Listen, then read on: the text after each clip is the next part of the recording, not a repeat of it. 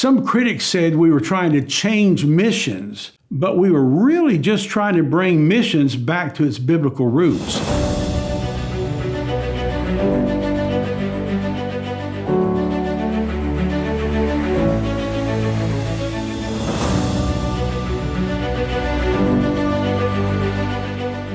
Welcome to our next episode, number 17, regarding national preachers not being Rice Christians. So let me take you back in time a little bit to explain what I mean by that. Back in 1986, when I first began promoting the idea of supporting national preachers, men who could reach their own people for Christ, I ran into a lot of opposition. Not from missionaries, because they knew firsthand the advantages the national preachers had in reaching their own families and neighbors. But some mission leaders were opposed to the idea and publicly ridiculed the national preachers, saying they were ignorant or lazy or were just Rice Christians. That was a popular term used back then to denigrate national Asian preachers as being servants to any faith that would feed them. It was somehow rooted in bigotry, as you never hear a French preacher being called a crepe Christian or an American pastor referred to as a hamburger Christian. Fortunately, the term has become practically extinct as it implied pride and bigotry, and the national preachers have proven it to be both false and slanderous. Churches slowly began to accept my arguments on behalf of supporting national missionaries. It was logical and biblical and unarguably effective. Even the Apostle Paul did it. Some critics said we were trying to change missions, but we were really just trying to bring missions back to its biblical roots. Missions had changed 200 years earlier when mission boards and churches determined that only an American or European could be supported as a missionary. The national preachers, if helped at all, were relegated to being their drivers and servants.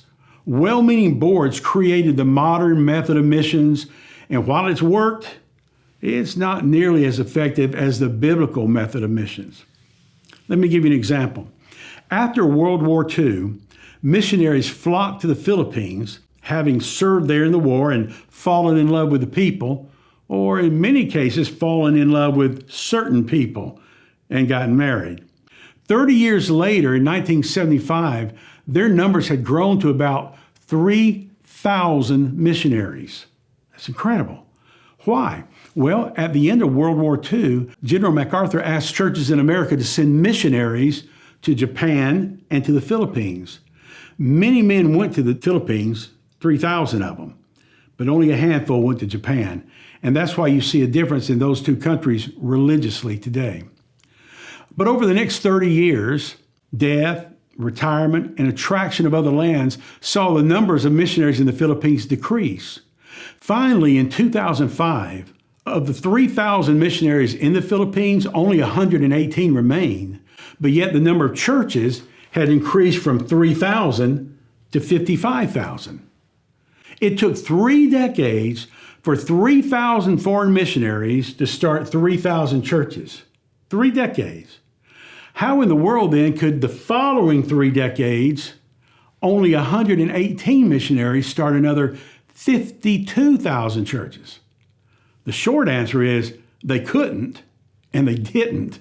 It was done primarily by the nationals they had won to Christ and discipled, who then duplicated the missionaries' efforts and produced a great and expanding harvest. By the way, rice is uniquely suited to wet environments where other crops cannot survive. Isn't it ironic then that the Chinese Christians of Asia have thrived in lands and among tribes where foreign missionaries either could not survive or were not even allowed to enter? Why should anyone who is serious about the Great Commission reject the willingness of nationals to help?